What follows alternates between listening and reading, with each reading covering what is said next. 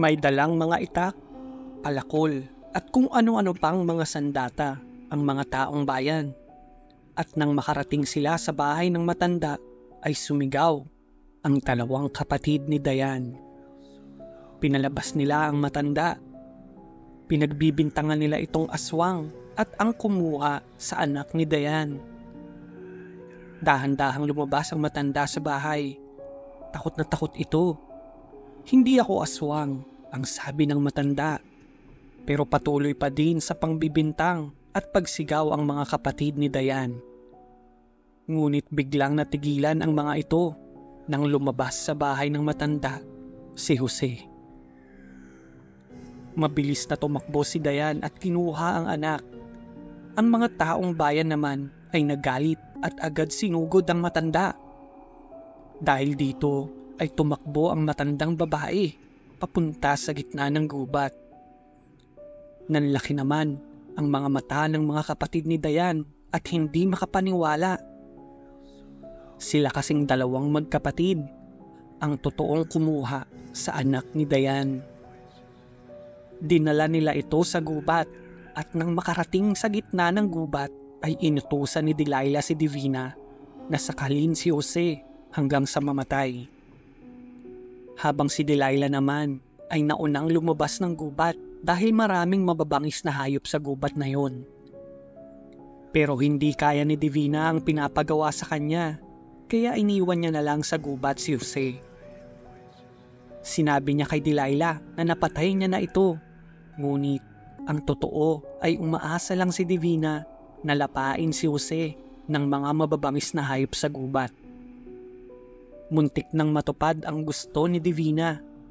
Pinaligiran kasi ng mga mababangis na asong gubat si Jose. Lalapain na sana nila si Jose gamit ang kanilang matatalim na ngipin. Ngunit mula sa kadiliman ng gubat ay biglang may pumatay sa mga aso. Pula at nanlilisik ang mga mata nito. Tumutulo ang laway mula sa bibig nitong punong-puno ng matatalim na pangil. Tayo-tayo ang buhok at mahahaba at matutulis ang mga kuko. Isang aswang. Nilapa nito ang mga asong gubat. Ininom ang mga dugo at kinain ang mga lamang loob. Hindi makakilos sa takot ang batang si Jose. Umiiyak siya ngunit walang lumalabas na boses sa kanyang bibig dahil siya ay pipe.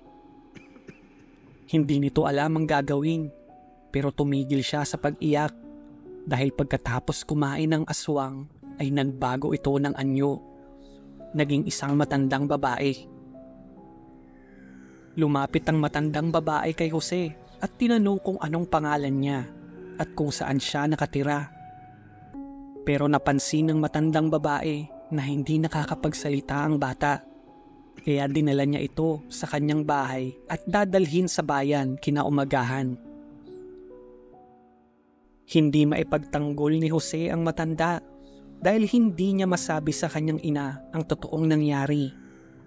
Kaya nagpasalamat si Dayan sa kanyang mga kapatid. Napagdesisyonan nito na ibenta na lang sa kanyang mga kapatid ang bahay at lupa dahil pakiramdam niya ay mapanganib ang lugar na yon para sa kanyang anak at bilang pasasalamat na din sa kanyang mga kapatid. Nakahinga ng maluwag sina Delilah at Divina.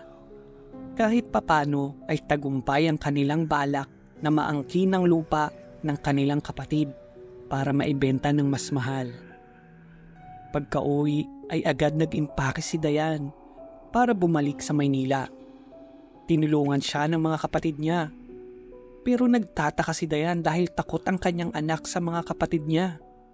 Ayaw nitong lumapit at nagtatago lang sa kwarto habang naglilikpit sila ng mga gamit.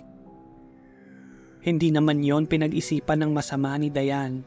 Sa tingin niya kasi ay bagong kilala pa lang ng kanyang anak sina Delilah at Divina at baka nahihiya lang ito. Inabot ng tanghali ang pag-iimpake ni Dayan. Nagpaalam ang mga kapatid niya dahil malayo pa ang bayan kung saan may bangko. Gusto nilang makaalis ng maaga para makabalik agad, dala ang perang pangbayad sa bahay at lupa bago umalis si Dayan. Masayang masaya sina Delilah at Divina. Agad silang nagpunta sa bangko at pagkatapos ay pabalik na sana. Nang biglang matumba ang kanilang sinasakyang tricycle. Habang binabagtas ang kalyeng, nasa gitna ng kagubatan.